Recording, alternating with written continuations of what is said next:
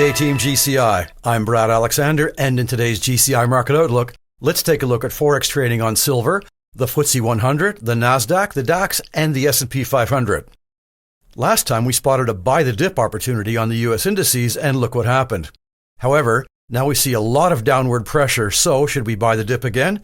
Before we look at that, don't forget to like, subscribe, and get notified on YouTube, Facebook, and Instagram. Please note that this video and all our videos are observational and are not to be considered trading advice. Getting back to the S&P 500, the NASDAQ, and in fact almost all global stock indices falling. Why? Last week was earnings week and it all went well for many except for Amazon. Three big problems occurred though, with Jerome Powell not being confident in lowering interest rates right away.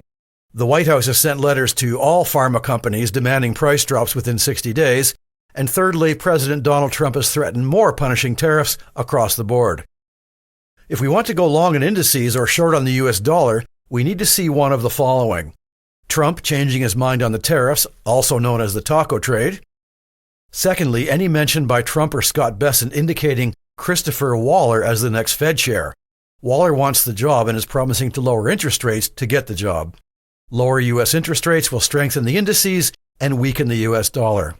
And thirdly, any retraction of the threats against U.S. pharmaceutical industry companies.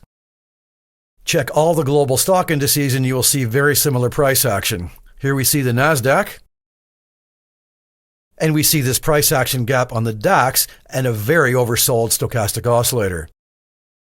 Also, we are seeing an ascending triangle on the FTSE 100. But this evening we have the U.S. non-farm payrolls, which will tell the Fed a lot about the economy. Price action on silver has reached the lower trend line in this bull run, and the stochastic oscillator is quite oversold and turning up. That's all for now. CFDs and FX are leverage products, and your capital may be at risk.